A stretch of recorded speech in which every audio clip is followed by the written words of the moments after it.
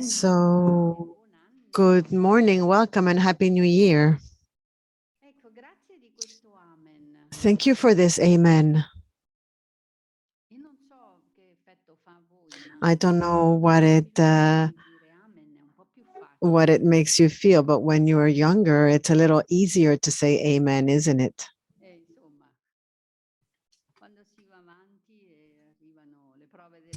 When you go forward, then you have to face the tests of life. It's a little more difficult to say amen. It has a different taste, a different feeling. So thank you for this invitation that I always gladly accept, with a bit of trepidation perhaps. But we are here among sisters, as we were saying, so we are listening together. The theme, the topic is beautiful, isn't it? Synodality, constitutive characteristic of consecrated life, how to reconcile service and authority and fidelity to the charism today. Those who know me a little may guess what was the first word that struck me. What do you think? The word reconcile, right? Because it immediately reminded me of what's the problem. If we ask ourselves to reconcile something, it means there's a challenge, Vinny. So this is the objective for this, well, not this week, for this morning.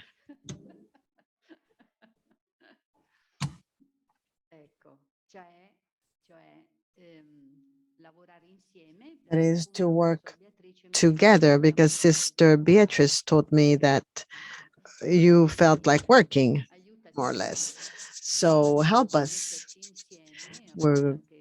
We want to, get together and also have a conversation around the table. So I thought that this was the objective for this morning, to identify what it is that is challenging us. So there will be a final question to guide this sharing around the tables, and also for the sisters via Zoom, we will have some rooms, some subgroups, so that they too can work together.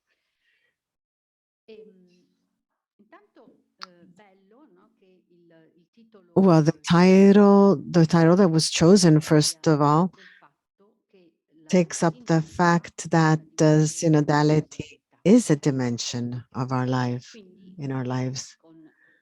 So with humility, but also with a sense of responsibility, because this was a gift that we received. We get to work together. We listen together. The context in which we are moving is known by all. As diocesan communities, there's some echo. Yes, there's quite a disturbing echo. Am I too close or closer? Even closer? It's even worse.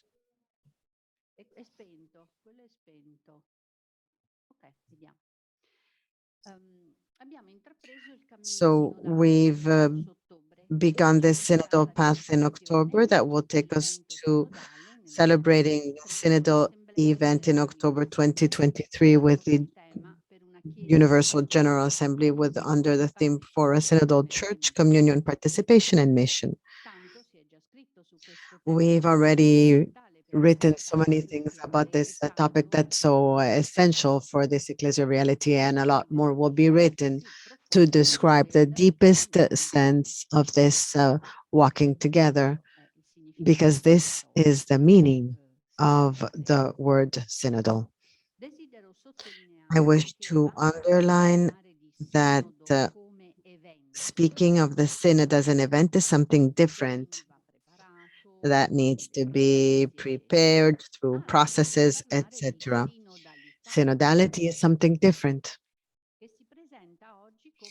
Today, it is seen as a new style in the life of the church, the new style, which is precisely walking together, which the Pope invited us to do during these 2 years of preparation for this event, for the event of the Synod.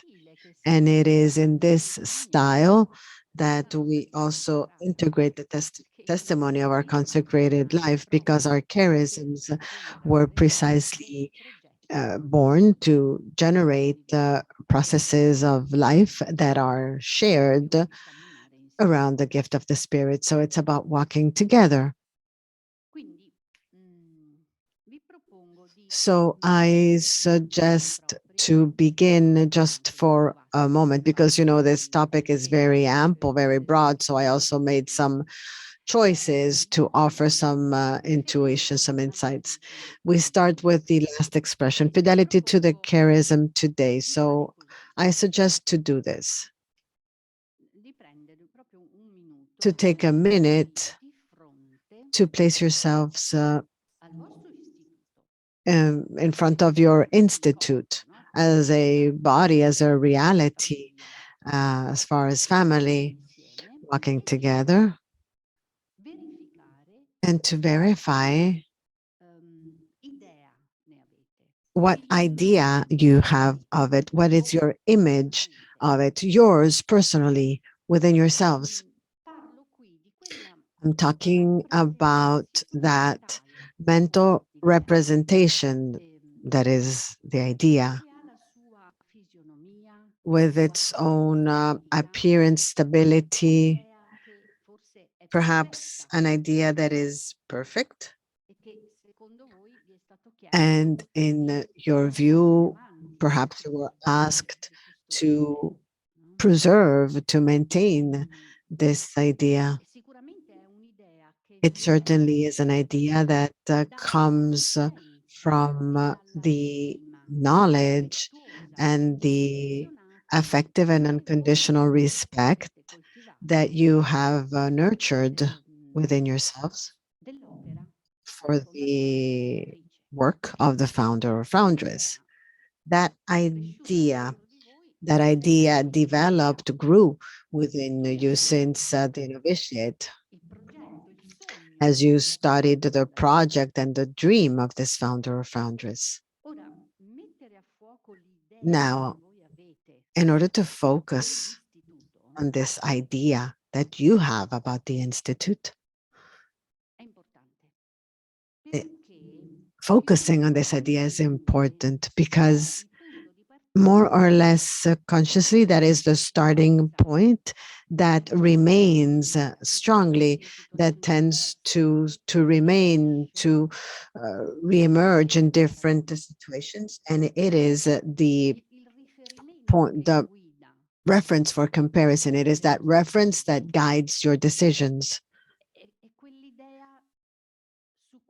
It is that idea that you refer your actions to, causing a sense of satisfaction or gratitude, but also a sense of disappointment, perhaps.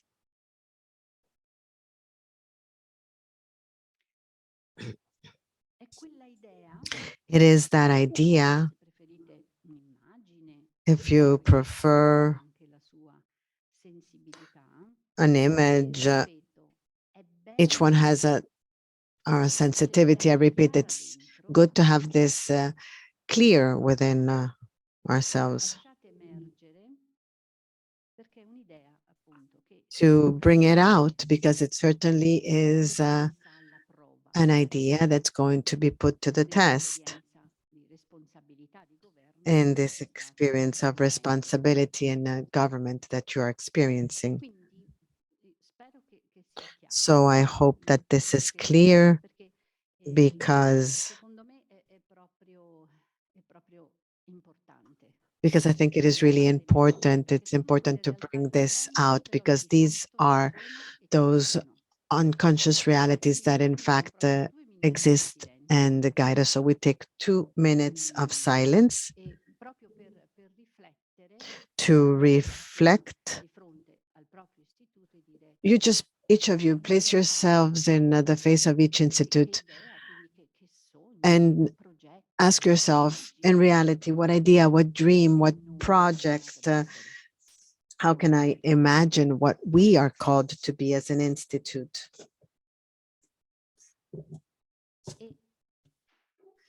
And once you have identified this idea, try to get in touch with the feeling that accompanies you.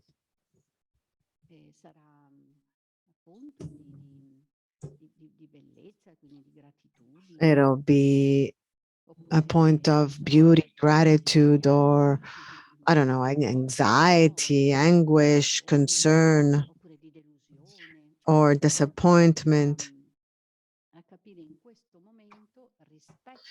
Try to feel, try to see, try to identify what you're experiencing, and you just keep it in your hearts, and then we'll move forward.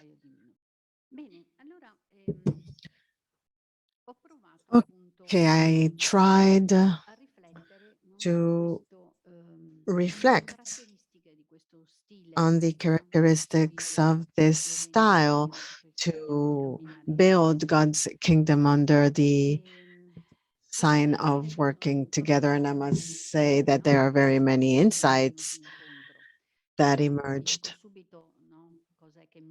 I'll tell you what inspired me the most.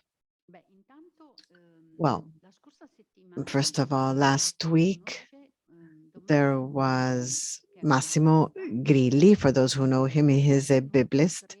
He held 3 conferences via Zoom on synodality in the Look and Work, and you can find this on the website santamariaincolle.com. It's very interesting with beautiful visions. And then I was also inspired by the Pope's homilies of January 1st and January 6th.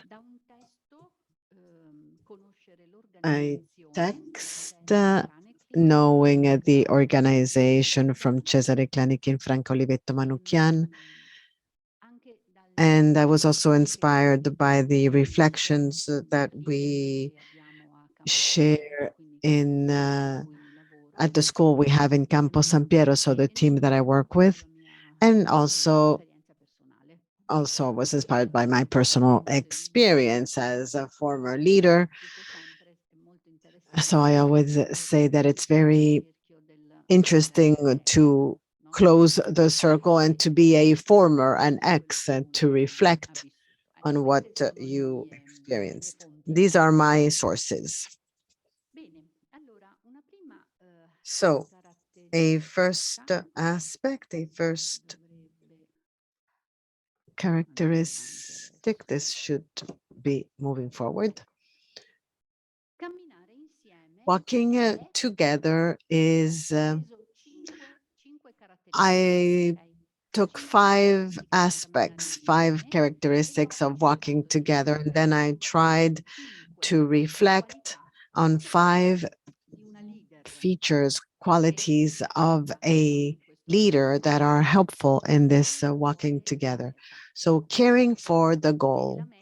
The goal, as we know, is not a physical place.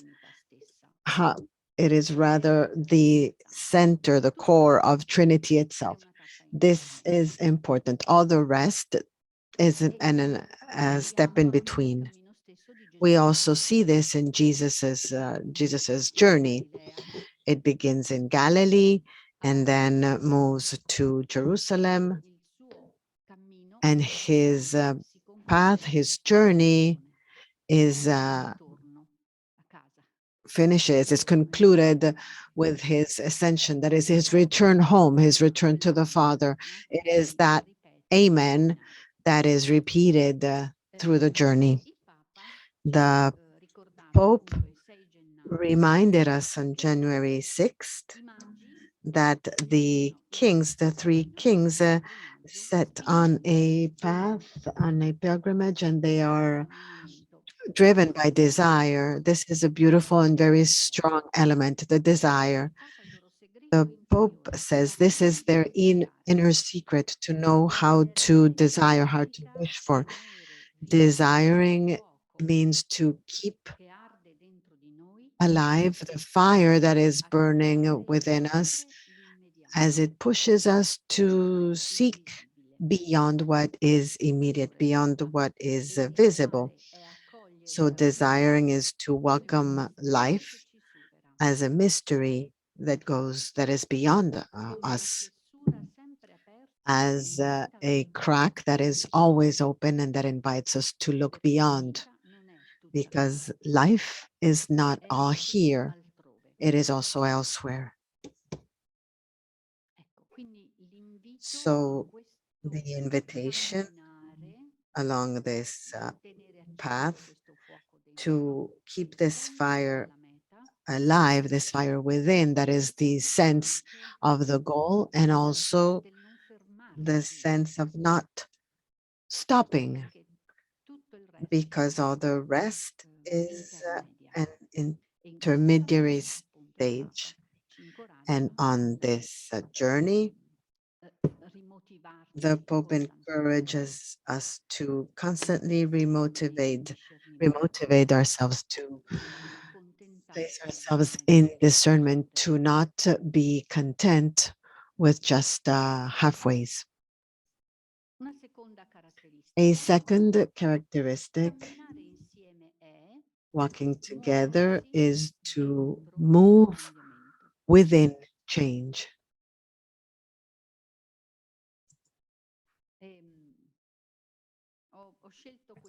I chose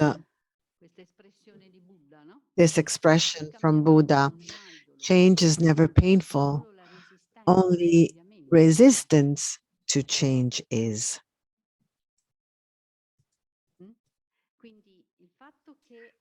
The fact that we accept that in life we can change, that as we move, we go toward a change. It is a fact, it's normal, it's natural. So the more we resist, the more we remain attached to what is known. The more we remain attached, the less it will work, the more we'll suffer. The more we resist, the more we are fearful.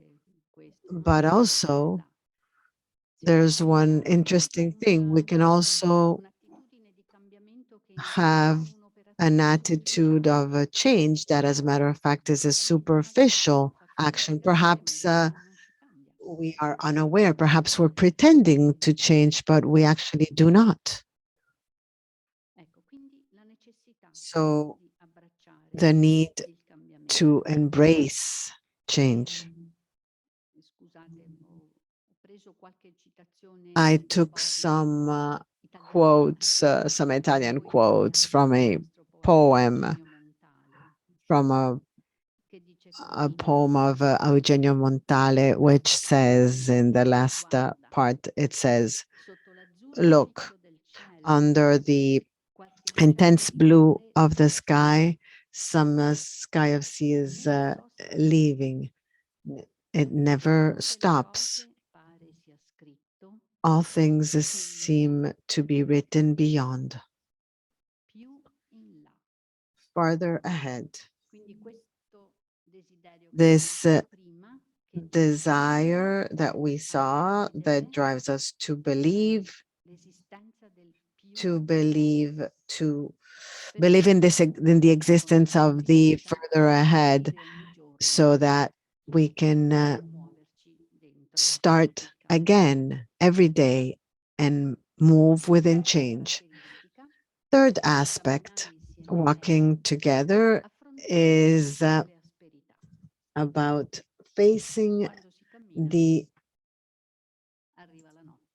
the asperity, the difficulties, the roughness. When we walk, we arrive to the darkness, to nighttime. Stars are not shining. There's discomfort. There's a lack of trust. All of this appears. Jesus's journey was also marked by this turbulence, and I chose Luke 9:51. Jesus made his own face harsh and headed to Jerusalem. How many times did we tell Jesus, we can drink that chalice, that amen? But the cross always remains. It's a stone that blocks us and that makes us feel like we should go back.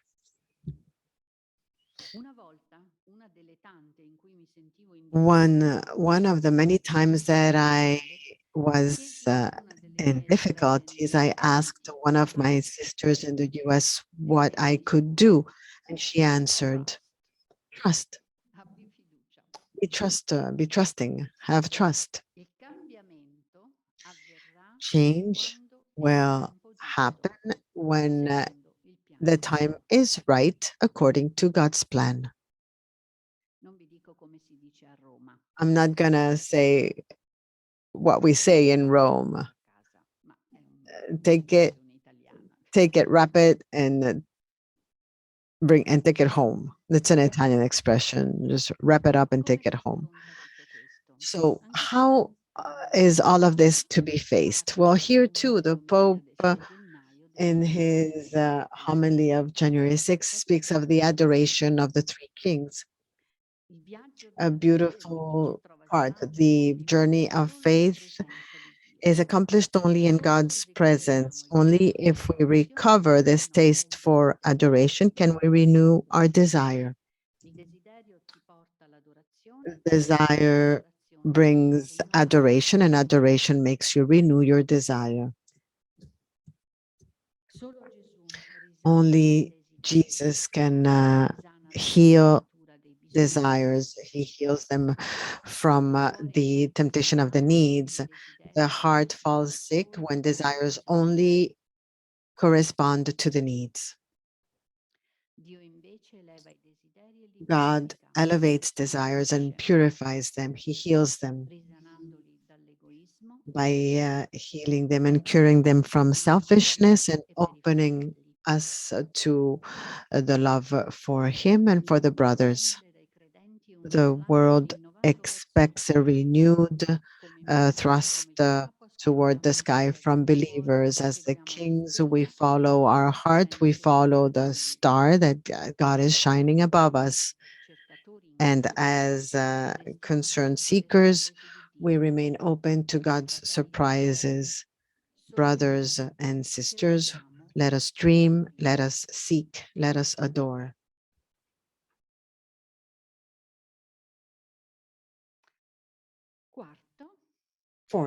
Fourth aspect, walking together is nourishing the relationships and cultivating relationships with our fellow travelers, companions on the way. I took this quote from Fratelli Tutti. We dream, let us dream as a single humanity, as travelers made of the same human flesh, as children of this earth that welcomes us all, each of us with the richness of his or her faith and convictions, each of us with our own voice, all brothers and sisters. We are called to take notice of our companions on the way, to embrace their difference, to listen to their cry. And precisely as we were all extended toward the globalization of brotherhood, we came across Brother COVID. Perhaps That's what St. Francis would say. I don't know.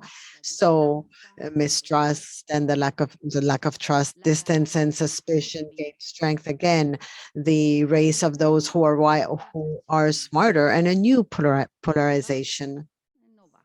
Vax or no vax? We were missing that. A harsh stop. But Pope Francis does not support this with pessimism. He takes advantage of this to invite us to feel even more needy of each other. On this journey together with our companions on the way,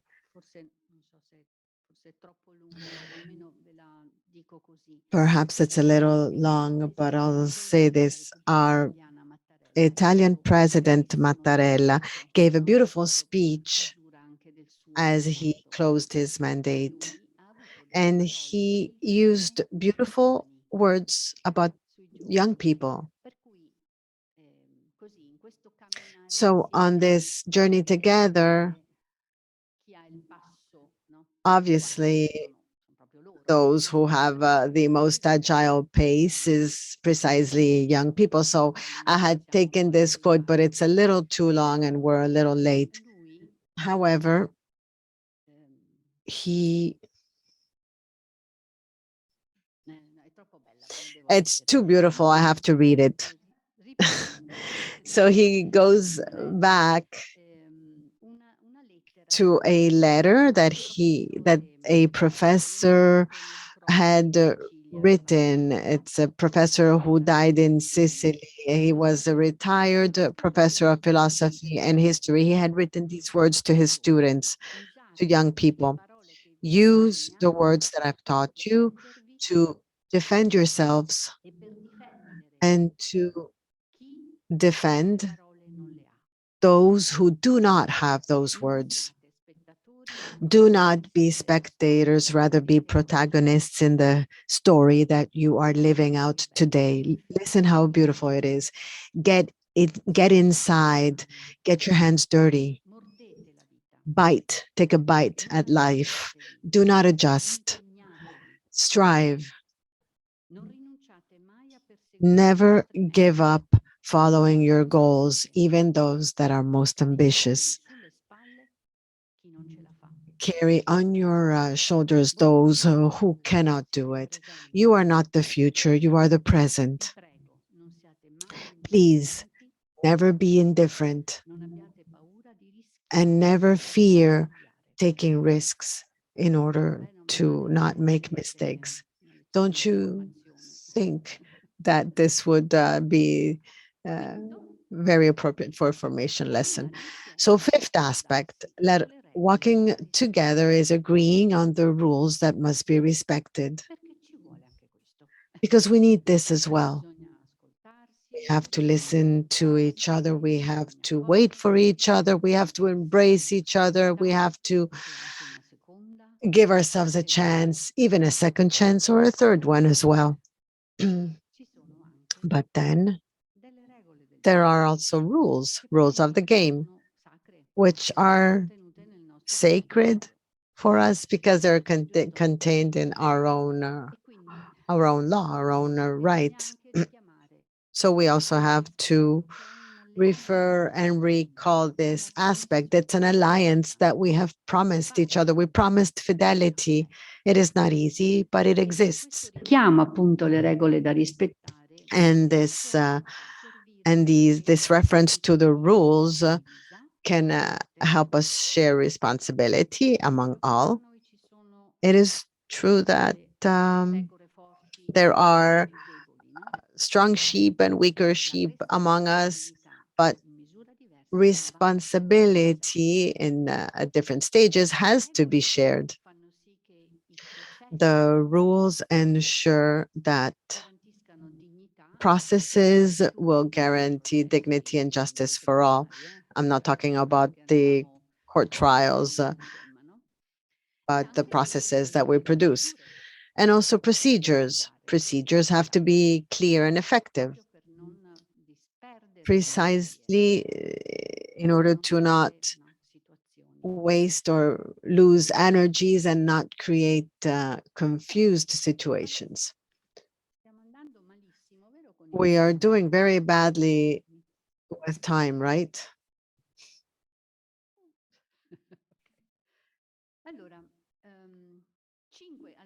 Five, fifth characteristic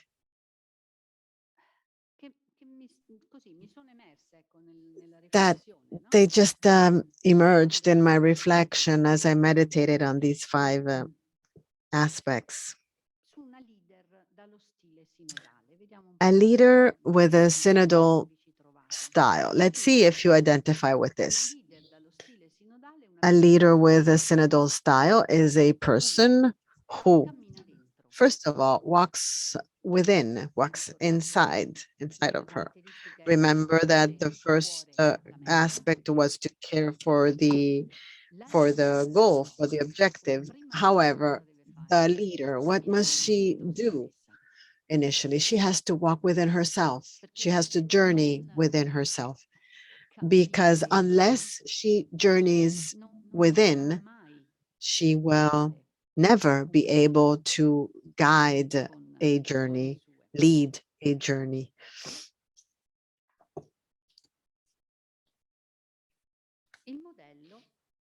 The model is Mary. The example is Mary. And here again, I suggest you to read the Pope's homily on January 1st when he precisely presented Mary, who maintains and safe keeps as she meditates. Sometimes we too have to sustain some scandals,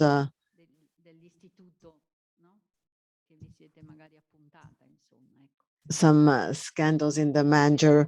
You know that I remember that idea of the institute that you made. Take that as far as the manger and think about the scandals. It doesn't work. It's not what's happening. What are we to do? How can we proceed further?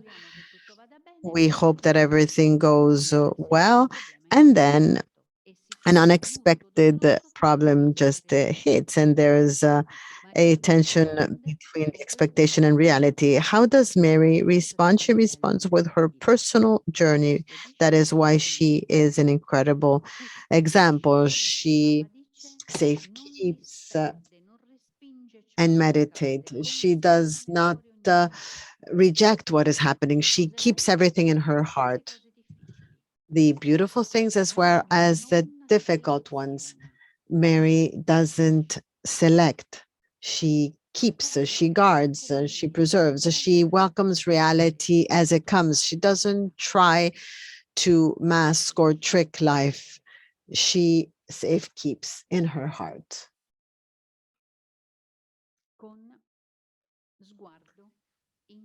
With an inclusive gaze in meditation as she meditates. It's something that is very intense, so I recommend you to meditate on this point. Secondly, a leader with a synodal style is a person who embraces change.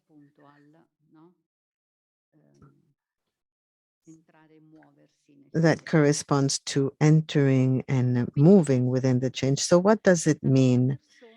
This will be a person who's attentive to the environment and the world, a person that is influenced, touched, who's questioned.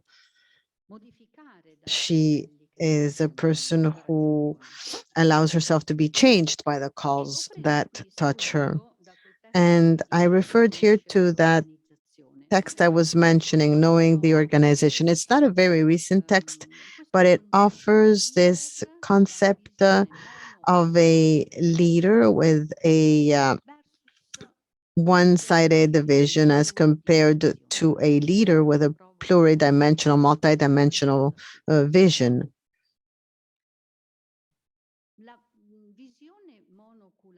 The single view is characterizes by the fact that the idea of the institute in our case is an idea that is finite, that is strong, with a single direction.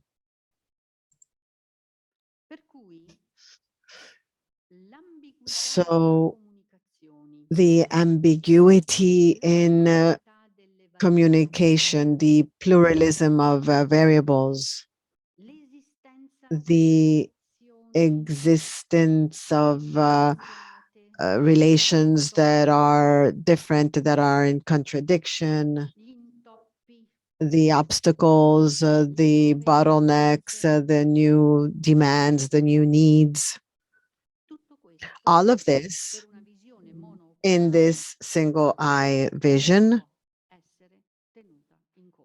cannot be considered. All of this cannot be considered. It's a problem. It is not something normal. And so as a problem, it needs to be resolved. It needs to be overcome in order to go back to our idea of normality.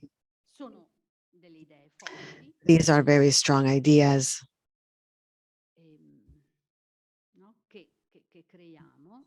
that we create. And everything has to be framed and brought back to this strong idea, but it is a single eye view. Do you understand? I mean, this helped me a lot, this reflection, because these are realities that I did not realize, that I did not notice. And these authors say that it is likely that the more you are in difficulties, the more you are uncertain about the reality in which you are, the more we will be clinging on to this idea, in the sense that we invest around this idea, we devote all our attention to this idea as if it were an anchor, a safety anchor.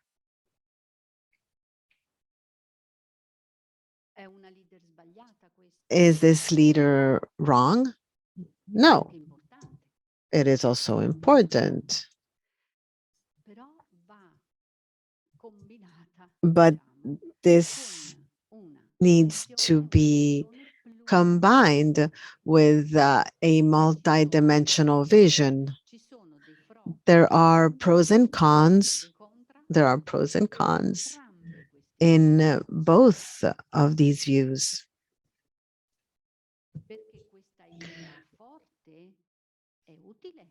Because this strong idea is useful. It gathers, it summarizes, it indicates a direction. But if this idea is rigid, if it doesn't include what can happen and what is and what does not exist, at that point it is no longer a service. The multidimensional vision that considers the variables runs the risk of being dispersed, of being lost. That is why it is interesting to keep these two visions and dimensions together and ask ourselves a question every now and then along the way.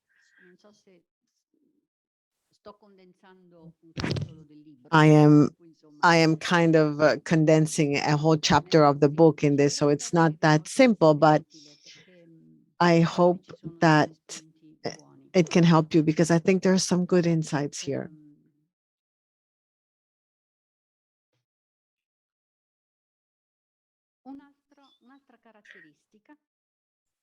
Another aspect is a leader with a synodal style is a person who knows how to be in conflicts and contradictions.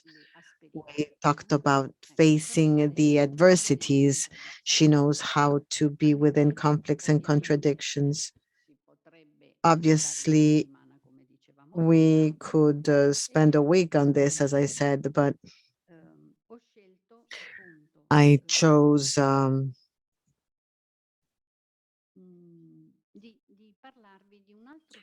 I chose, but I chose to talk to you about another insight that helped me a lot personally. That is to talk about what happens when a leader has to face the phenomenon of the anti-leadership, the phenomenon of anti-leadership. That is an opposition, a contrast, someone who raises obstacles. Two types of responses can be given or can emerge in this leader, whether depending on whether she's evolved or naive. What does it mean? What does this mean? The evolved leader always considers the fact that these phenomena of anti-leadership are inevitable. They are normal. They have to happen in any type of group. Therefore, it is good to be prepared to absorb the presence of the anti-leadership. This evolved leader knows that reality is complex. It is impossible to control her, to manage her according to a premeditated plan. So the best thing is to try to go, and this is the essential aspect, to try to go toward the anti-leadership, toward, not against, leaving an open dialogue, aiming at developing resources and qualities that emerge.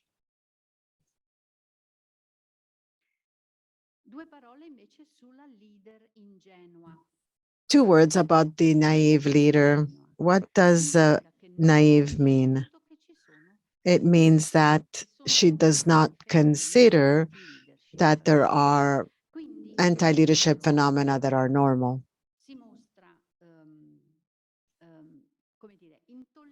So she is intolerant in the face of the frustration in this situation. And she manifests her naivety in three possible ways. So the naive leader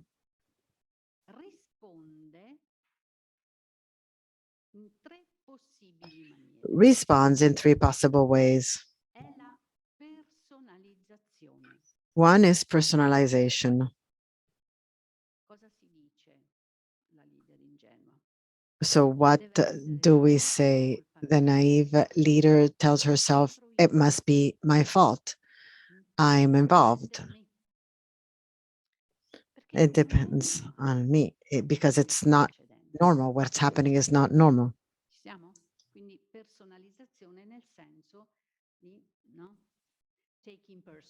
So we're at the stage of personalization in the sense of taking it personally. A second modality that this naive leader can take up is paranoia. Everybody is against me and I have to defend myself. I have to be careful. I have to be vigilant. I have to stay in control of the situation. So I see anti-leadership where there is none.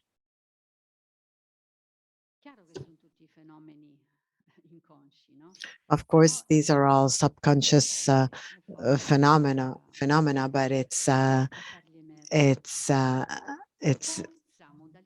it's uh, it's difficult and it's a strength to make them emerge. Third aspect, martyrdom.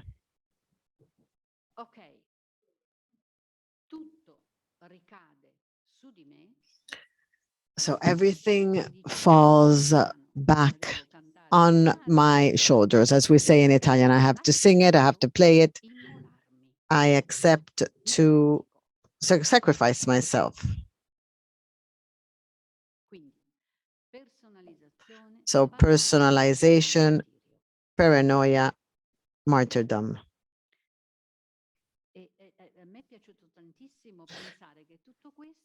I liked to think that all of this comes from naivety, from the fact that we are naive. I think that there's something wrong because these phenomena are happening. It is interesting to see this possibility of changing our perspective and to say that in a group this is normal. All scholars in organizations say this. Then, four, a person who strives to create a shared vision. Here too, I could say very many things, very many passages. You have to think that I was elected. I'm a canonist who came from Rome for the first time.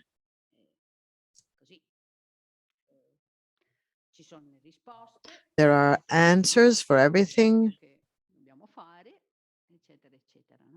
This is what we need to do. And start realizing that there's not a single vision.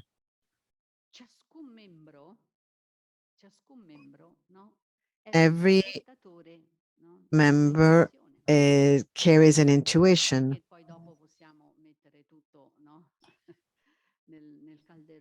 We cannot put everything in the same basket, but what is the leader called to do?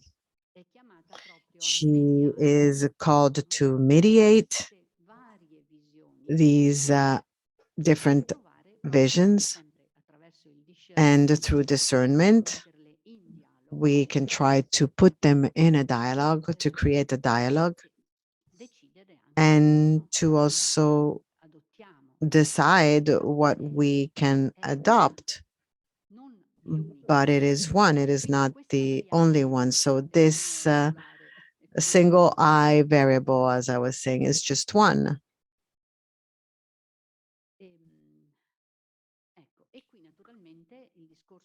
And here we also have the generational discourse, the intercultural discourse. All of this is fundamental. So the encultured view, we could speak about this for an entire life. Fifth and last, a leader with a synodal style is a person who exercises good governance and questions herself about abuse of power and abuse of consciousness. Service in authority, a just and healthy service in authority moves within the aspect of one's own right. So the leader is called to open and initiate processes, synodal processes of listening, discernment, decision, verification, reconciliation, and healing. And as she promotes this, she takes care of the well-being and the protection of the people in the community that is entrusted to her. She promotes the culture of care versus the culture of the denial of silence. She promotes a culture of protection versus a sick culture that makes room for abuse. This point, as you know, would also deserve a lot more time, but there are other moments in which we can explore this. I just say that we need to be vigilant, humble, wise enough to establish some effective mechanisms that send the appropriate signal within and toward the outside. Abuse is not part and must not be a part of our life. If something wrong happens, then we can improve.